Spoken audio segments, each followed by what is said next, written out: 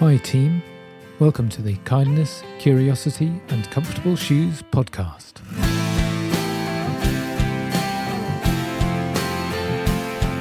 My name is James McFetrich and this is an ongoing toolkit for all healthcare staff.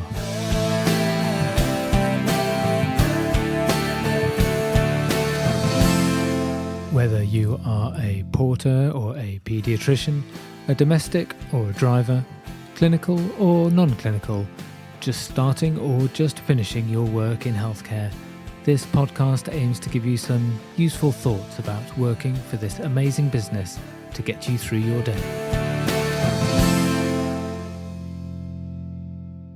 In the very first episode, the episode 0 for the podcast, I mentioned how I had recently achieved 25 years in healthcare, and that's one of those weird things where it feels simultaneously a really long time and yet it's gone by so quickly. And to think that 25 years, that's probably about approximately a third of my life expectancy, certainly half of my life so far. And yet I can remember starting as a doctor, as clear as if it was yesterday, and so many of those early years in medicine. But looking back, it feels like such a different world, certainly clinically, but clearly the rest of the world as well. So much has changed. And I thought this would be an interesting topic to explore about change and its relevance to healthcare. If I look back over those 25 years, there have been massive advances and changes in healthcare. And so much so, it's a real struggle to keep up as a practicing clinician. As an example, if I think of two common conditions that are huge and cause a massive issue with healthcare, if we think about heart attacks and strokes. Well, when I started clinical work, if you had a heart attack, well, firstly, unless you had significant changes on your heart tracing, on your ECG, it would take 12 to 24 hours of serial blood tests to confirm whether you had had a certain type of heart attack. And then often we'd go, well, you've had a heart attack, bad luck. Have these medications to hopefully avoid one in the future.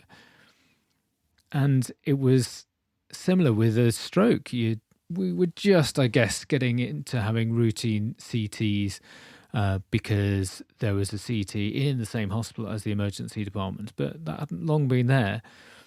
And if you had a certain type of stroke, an ischemic stroke, where there wasn't any blood clot that could potentially be removed by a neurosurgeon, once we diagnosed that stroke, we would put you on bed rest and basically see what happened.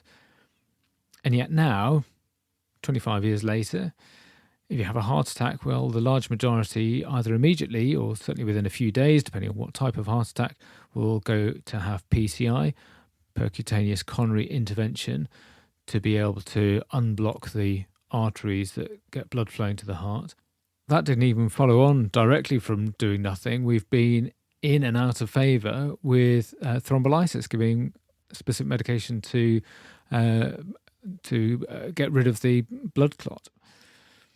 And that came in, we learned how to do that. Then a few years, that came out of favour because of PCI. And with strokes, well, we're now with thrombolysis for strokes. We've been doing that for quite some time now. And yet more and more patients who have certain types of strokes will be able to have the clot that is stopping blood get to the brain, having that removed by interventional radiology. So two really big things with some massive changes in there. And I'm sure in another 5-10 years, there will be more changes just with those. Replicate that across all the different types of medical problems that you can have. And that's really difficult to keep up with. Certainly for a clinician, you end up understanding what changes you need to be up to date with in your particular area. But it can make it very difficult to understand everything new that is happening across the healthcare spectrum. And clearly really difficult for any healthcare that is delivered by the government to keep up with the cost of that healthcare. And certainly that's been a huge problem across the world. And certainly where I work with the NHS, that has been a massive problem that has certainly contributed to some of the issues that we have.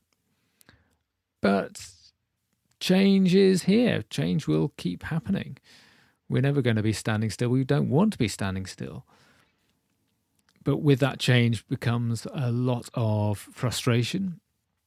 I think of the organisation of healthcare that I have witnessed in the United Kingdom, and it feels like it's gone pretty much full circle. We started off with it being very nation-led, and then the organisational authorities became smaller and smaller, quite drilled down to local areas, and now we're in the process of getting those bigger again. Just in 25 years, I can think of the different organisations that we've had. We've had strategic health authorities, regional health authorities, then we moved to foundation trusts, and since then we've had accountable care organisations, primary care trusts, clinical commissioning groups, integrated care boards, all of those things in a relatively short period of time. And the machine that needs to change and keep up to speed with that is massive, and the money that goes into those changes is just huge. And if you're working in that system, as we know, it's really difficult to understand what on earth is going on, let alone for those people who actually are paying for it, the taxpayers, and certainly if you use it as a patient. And maybe, and this is perhaps the advantage of looking back and seeing how much change there has been, maybe I'm old enough just to let it wash over me, and I worry less about it because I've seen similar changes before. I can remember when I started as a consultant and we had concern about recruiting to a particular grade of doctor, and it was going to be really difficult and our rotas were going to be empty. And funnily enough, within a few years, we sorted that out, and it was a different grade where we had problems recruiting to. And then it was nursing staff we had difficulty recruiting to. And I wouldn't want to be careless about talking about these things because they're really important at the time, but we find solutions and move on, and new difficulties present themselves. It certainly makes it easier to cope with those changes that may be in front of us. And we need to get comfortable with it. There's certainly a fairly consistent message from research that we need, as people involved in healthcare, need to get comfortable with it so we can help move it and shape it. There's a nice article that I will link to in the show notes from BMC Biomed Central in 2020. And their summary at the end, their conclusion was that organisational changes in healthcare are more likely to succeed when healthcare professionals have the opportunity to influence the change, feel prepared for the change, and recognise the value of the change, including perceiving the benefit of the change for patients. Like so much research, you hear that, read it and think, well, yeah, that clearly makes sense. But it may mean that for you, you are in a position where you can get involved in influencing that change. That if you know change is coming, that we don't just ignore it and we do try and feel prepared for it because of that bigger picture. I just wanted to finish off with some really nice advice that I found in a article in Forbes magazine all about coping with change. And there are 5 things they recommend. Firstly, helping others. You're not the only one going through this change in your organisation. Secondly, really important to embrace new opportunities. With change comes the potential for new skills, new team members. But thirdly, remember to maintain your relationships, stay connected to people that you've worked with previously, help bring them along with you. Really important. Fourthly, accept rather than resist. There's a lot of psychology research showing that active coping with change to address the stress is going to be far better for you than avoiding it. And finally, if you are in a more senior role, you may want to think about over-communicating, because if we under-communicate, if people aren't on board or understanding what is going on, then those communication gaps will be filled by rumour, And that is going to be really difficult to get around because we all love rumour and all feel that it takes priority over any official announcements. So change is always going to be with us, I think, especially in healthcare, to try and keep up with the technology change and digital change that's happening all around us. And maybe we just need to accept that it will happen and get involved in it, because then we can help shape and change the future that we are going to be involved in. Thank you for listening today. Let me know what you thought about this episode.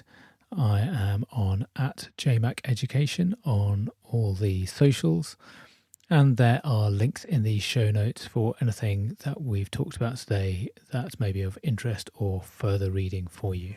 I'd be really grateful if you could rate, review and subscribe. And most importantly, if you found this helpful, please tell your colleagues about this podcast. So please take care of yourselves out there. You are doing a great job. And remember, be kind, be curious, and don't forget your comfortable shoes.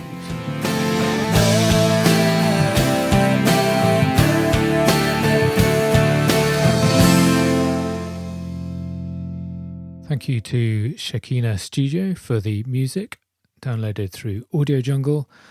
Thank you to Beth for the artwork and the photo, produced through Canva. And thank you to Buzzsprout for hosting the podcast. The Kindness, Curiosity and Comfortable Shoes podcast is a JMac Education production.